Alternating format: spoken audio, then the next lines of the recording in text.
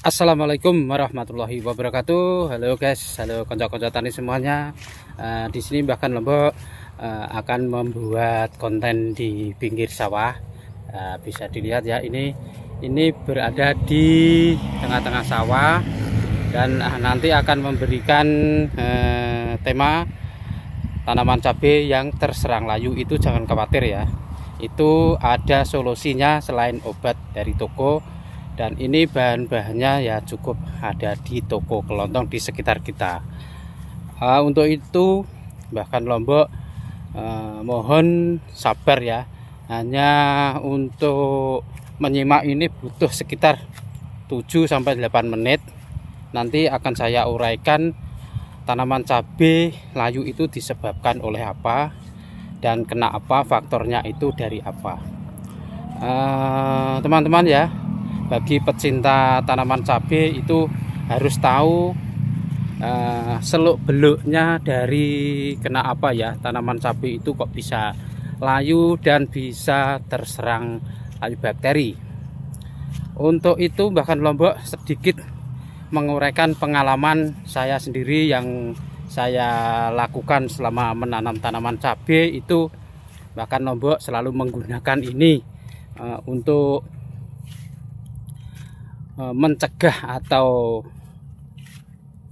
apa ya istilahnya, mencegah dan untuk mengantisipasi agar tidak terjadi layu. Kalau sudah terserang layu itu gampang agar tidak menjalar ke teman-temannya ya. Untuk tanaman layu itu disebabkan karena adanya biasanya ya banyaknya air di parit-paritnya, itu juga bisa disebabkan dari patogen lainnya juga bisa, dan dari kelembapannya yang tak terjaga itu juga bisa ya.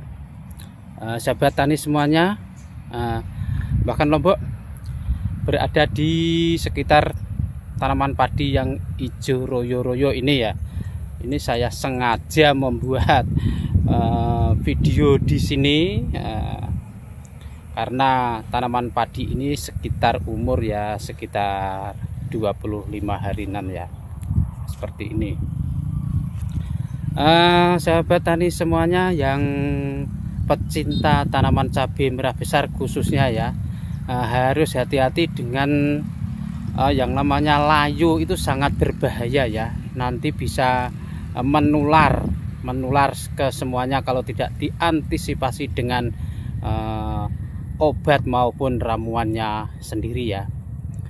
Ini ramuan yang nanti akan saya utarakan itu ramuan yang sangat ampuh ya, ampuh sekali, tapi ini tidak direkomendasikan ya.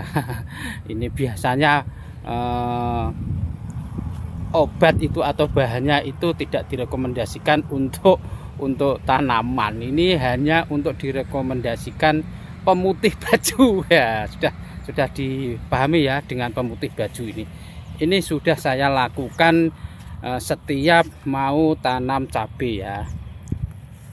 Alhamdulillah selalu menggunakan itu ya untuk antisipasi agar tidak terserang layu fusarium maupun layu bakteri ya.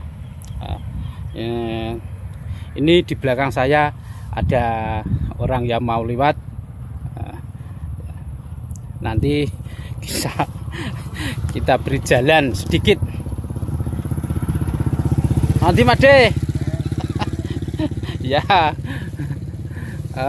Untuk tanaman cabai merah besar khususnya itu sangatlah mudah terserang dengan layu ya, layu fusarium maupun layu bakteri ya, yang disebabkan oleh bakteri-bakteri atau jamur-jamur itu ya yang merugikan, atau patogen-patogen yang merugikan.